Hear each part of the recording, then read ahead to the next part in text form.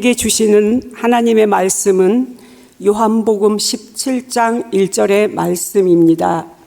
요한복음 17장 1절 말씀, 신약 176쪽에 있습니다.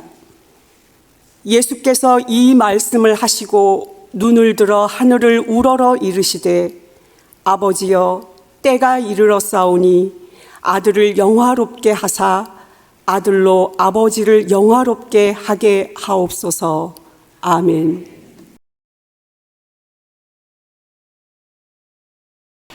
자, 오늘 우리 개강을 맞이해서요. 우리 요즘 요한복음 우리가 큐티하면서 또 새벽기도에 말씀 나누고 있는데, 아마 이번 주에도 또 이렇게 17장과 18장 또 19장까지 계속해서 우리가 살펴보고 있는데요. 한번 그 부분 중에서 17장 부분을 우리 다시 한번 살펴보는 가운데, 예수님께서 제자들을 위해서 어떻게 기도하셨을까, 그리고 그 제자들, 우리가 그 말씀을 읽는 우리 또한 예수님의 제자로서 이 예수님의 기도에 따라서 우리가 또 어떠하게 살아가야 될지를 한번 돌아보고자 합니다. 크게 예수님의 기도를 한 세 부분 정도로 접근을 하겠습니다. 먼저 예수님께서는 제자들을 위해서 제자들이 책임을 다하며 살아가기를 바라는 마음으로 기도하십니다. 우리 6절 말씀을 한번 보겠는데요. 6절 말씀을 보시면은, 세상 중에서 내게 주신 사람들에게 내가 아버지의 이름을 나타내었나이다. 그들은 아버지의 것이었는데 내게 주셨으며 그들은 아버지의 말씀을 지키었나이다 라고 기도하십니다. 예수님께서 하나님의 이름을 제자들에게 계시하십니다. 즉 제자들이 하나님을 알도록 하십니다. 하나님에 대한 어떤 확신을 갖도록 하십니다. 하나님이 누구신지 체험적으로 알아가도록 하십니다. 예수님께서 제자들에게 하나님에 대한 확신을 알게 해주시고 하나님에 대해서 소개한다는 것, 어찌 보면은 그들에게 특권이면서 동시에 책임일 수도 있습니다. 하나님이 어떠한 분이신지 알려주시면서 너희들이 이 하나님 아버지에 대해서 더욱더 깊이 알아갔으면 좋겠다라는 마음이 담겨 있기 때문입니다. 즉 하나님을 더욱더 깊이 알아가는 가운데 성숙해가는 제자가 되기를 바라는 것입니다.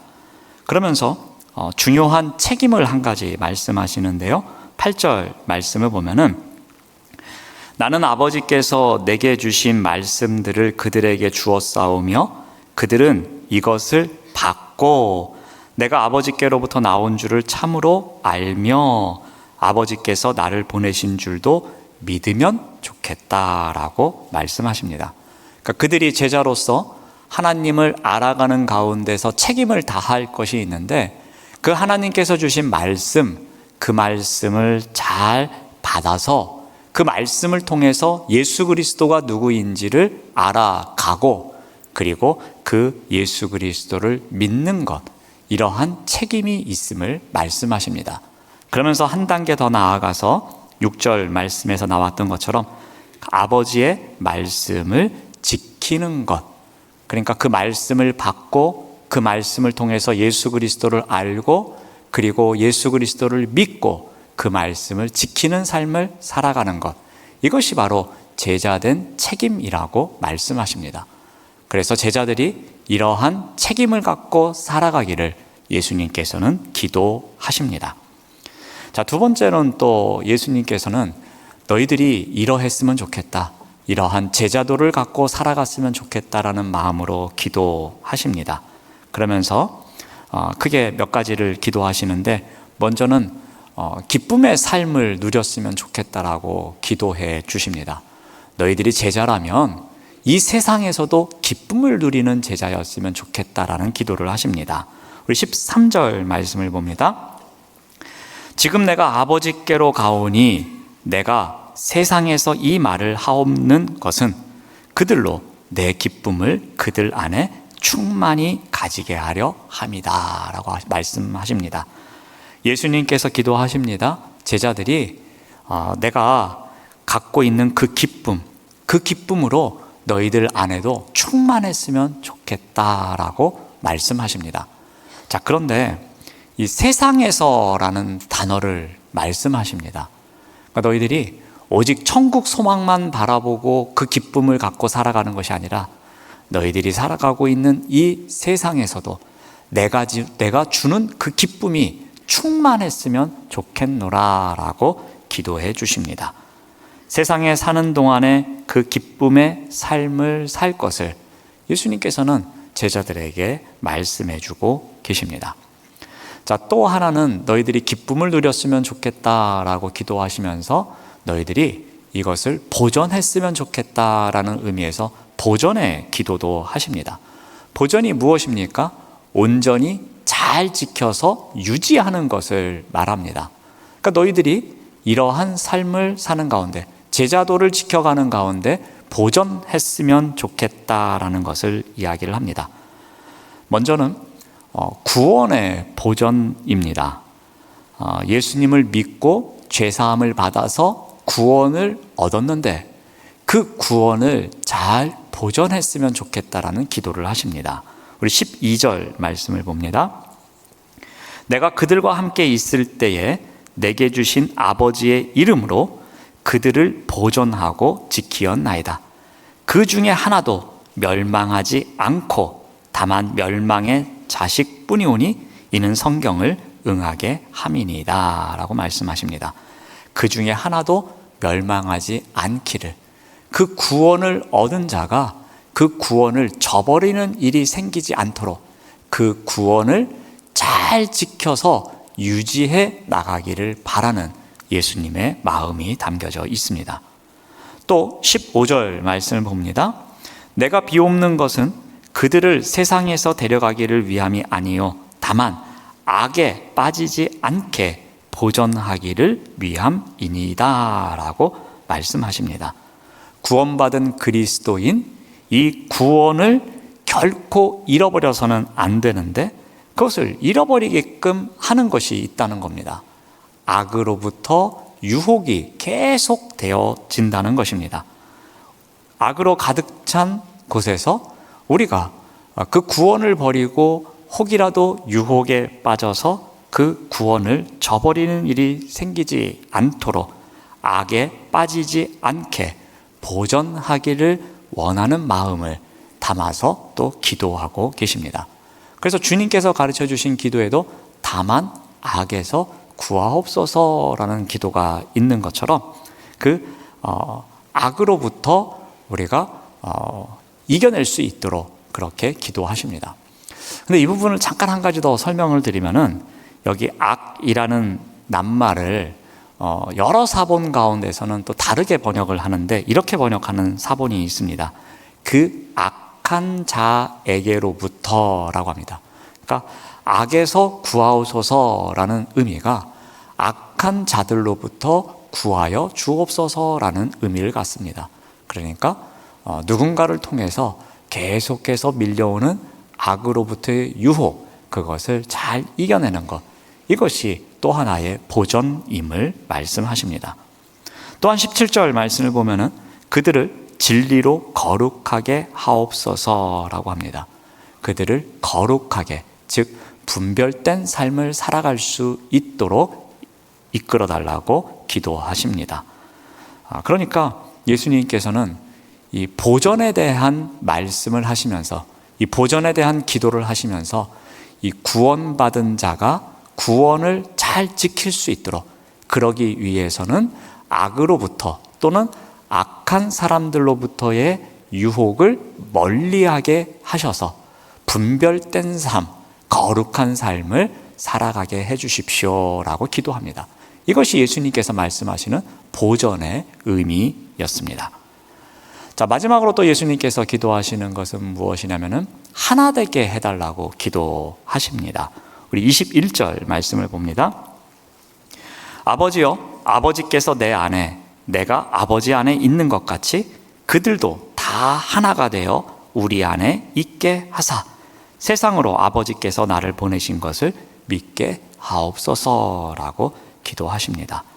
예수님께서 지금 연합의 의미, 하나됨의 의미를 설명해 주시고 우리 제자들도 이와 같이 하나 되게 하옵소서라고 기도하십니다. 아버지와 내가, 성부 하나님과 성자 하나님, 그리고 성령 하나님이 하나가 되듯이 우리 제자들도 하나가 될 수 있도록 인도하여 주옵소서라고 기도하고 있습니다. 하나가 된다라는 것, 이것을 가장 싫어하는 무리가 있습니다. 이것은 아무래도 사탄이죠. 사탄이 우리 교회가 하나 되는 것, 그리고 공동체의 지체가 하나 되는 것을 가장 싫어합니다. 사탄은 계속해서 그 분열시키고자 하는 마음이 있습니다. 전에도 한번 설명드린 적이 있지만 디아블로스, 사탄을 디아블로스라고 하는데, 디아, 이것은 어디 사이에 라는 뜻이 있고, 블로스, 이것은 던지다 라는 뜻이 있습니다. 그러니까 사탄이 갖고 있는 특징은 어디 사이에 던지다 라는 의미가 있습니다. 그러니까 그것을 거기에 분란을 일으키고 또 마음이 나뉘어지게 하고 갈등이 일어나게 하는 것, 이것이 사탄의 특성입니다. 그러니까 사탄은 사람들로 하여금 나뉘게 만들고 형제가 형제를 미워하게 만들고 공동체 안에서 막힌담이 생기게 만드는 것, 이것이 사탄의 역할입니다.